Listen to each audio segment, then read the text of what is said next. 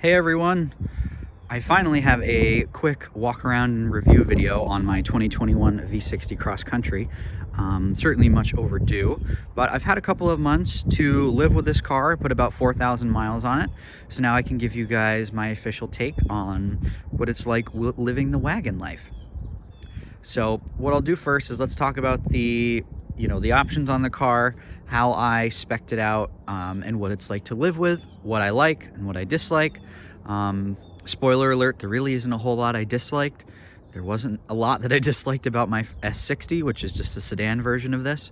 So let's go right into it. My V60 cross country has the crystal white metallic exterior. When it's clean, which it's not 100% perfect right now, and in the sun, it does have that really nice metallic shine in the sunlight. I also got the upgraded 19-inch wheels that you can see here. 18-inch wheels are standard, and there is a 20-inch port installed option. I felt this was the best of both worlds. The 20s were a little too large, and the 18s, I just really did not like the style on them. I think these suit the car really well. Coming up front, I do have the lounge package on this vehicle, which gives you the front and rear scuff plates as well as the side scuff plates. Might be hard to tell, but they do say cross country on the side. I think it adds just a nice bit of presence to the car in addition to having the black cladding. I think it makes it look a little more upscale. So I am a fan of that. Let's see. Wheels were 235 45 R19s, and these are Pirelli P0s on this car, which are actually not too bad. I had Cinturato P7s on my first S60 of 2017, and they were quite awful, to be honest. Coming around to the back, you have Volvo's signature taillight design for the wagons. Also have this stainless steel bumper cover. Really nice to have for loading things in and out. I'm not worried about scuffing up the bumper here. And then this is a T5 all-wheel drive, and I have the Polestar optimization as well. But I mean, it's a really sharp looking wagon. It's certainly not like the 940s, the 240s, or even, the more recent XC70s. This is definitely much more of a svelte looker. I've actually got a lot of compliments on this car. I think more than maybe the S60. Perhaps because this is a wagon and it surprises people with how good it looks. But either way, I just think it's funny, and agreed, I think it's a good looking car. But let's go on inside. It is a little chilly. I'll show off the interior, which I think is one of the best parts about this car. So I chose the amber interior on this one. And when you get amber, you do get the upgraded seats. In my car, they do have the thigh extension, they have power lumbar, power side supports, and they do have the optional massage function. And ventilation is also standard. As you can see, the leather's perforated. So let's hop inside. Very solid door thumb, just like any Volvo.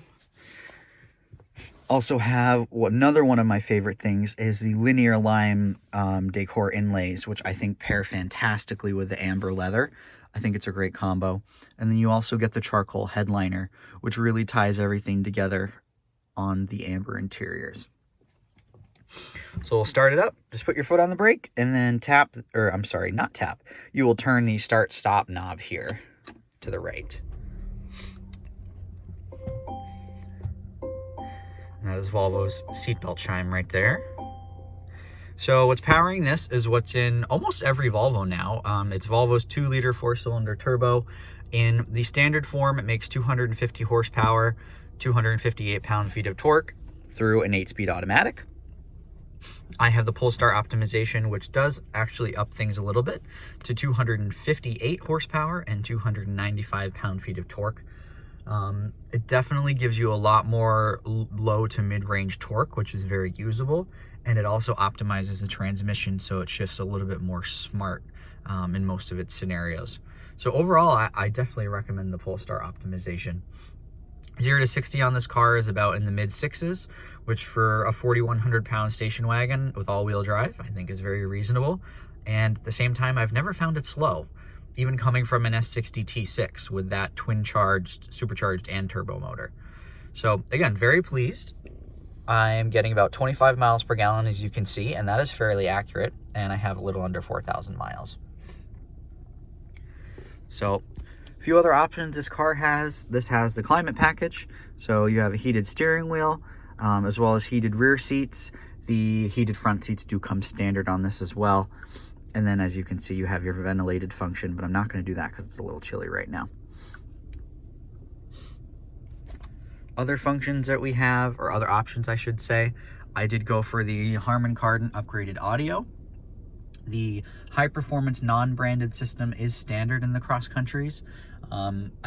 It's fine, but I like having something a little bit more than that, so I went with this option. The Bowers & Wilkins is available on this car, but it's $4,000, so I didn't feel the need to get that for myself personally. This has 14 speakers. You can adjust many of the settings. I'm very, very happy with the Harman Kardon system. I also do have the advanced package, which gives you this heads-up display, which you guys might be able to see there. The advanced package also gives you the pilot assist, semi-autonomous cruise control here, which is really nice. You can adjust it right on your steering wheel, increase and decreasing speed, and then increase and decrease your following distance, as well as changing between adaptive cruise control, which only manages your speed, and pilot assist, which also will assist you with the steering. It is not autonomous by any stretch of the imagination, but you can take your hands off the wheel for a little bit of time and it will steer for you. It actually works quite well, I've found. So I've been very happy with that. And all my last S60 and my first one with regular adaptive cruise control. Coming down here, the advanced package also gives you wireless charging, which is very handy.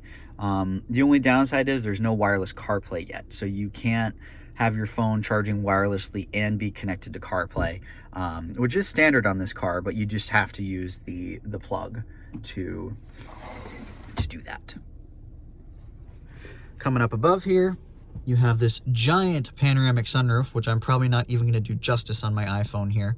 But this is actually significantly larger than my S60 as the panoramic roof extends beyond the rear seats, which is really great. It adds in so much light, and rear seat passengers actually, I think, get to take the best advantage out of this. So let's go into the back seat.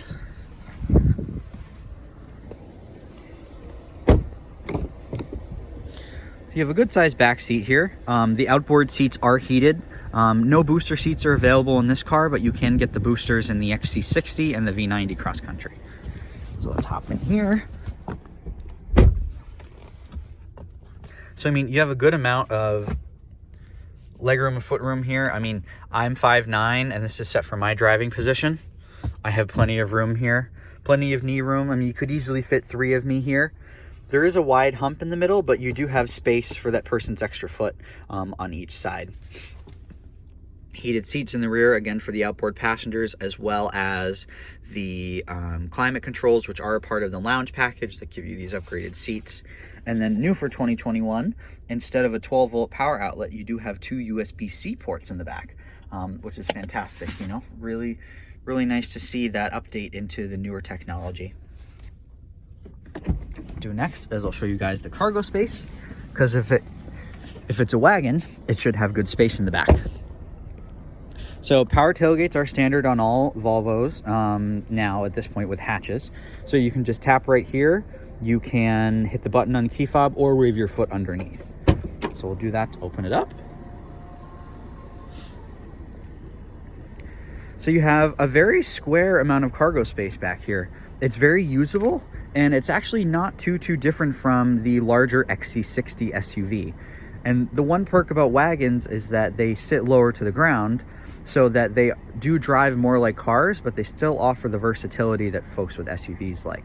So I've been really pleased with the cargo space in this. It's definitely more than I need, but at the same time, I'm not driving a vehicle that's larger than I need. So again, really happy. Got some nice net pockets over here. Got the cargo mat, and these seats do fold down 60/40, and there is a ski pass through. You have a cargo cover here as well.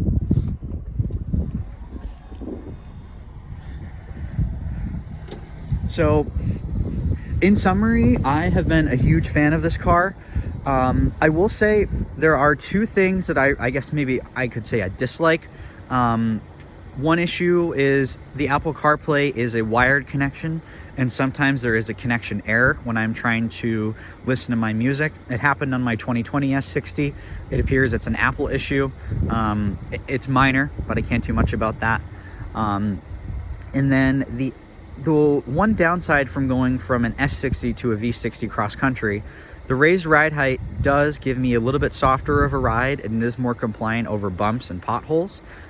It's also been very handy in 2 feet of snow, but at the same time it doesn't handle quite as well as my S60 did, but it is light years ahead of an XC60 or an XC90, for example. So overall, I've been very pleased with it. It's a fantastic daily driver. The massaging seats have been great on long road trips, and I think it's a very handsome looking car. So should you guys have any questions, certainly leave a comment, like the video, subscribe. Thanks for watching.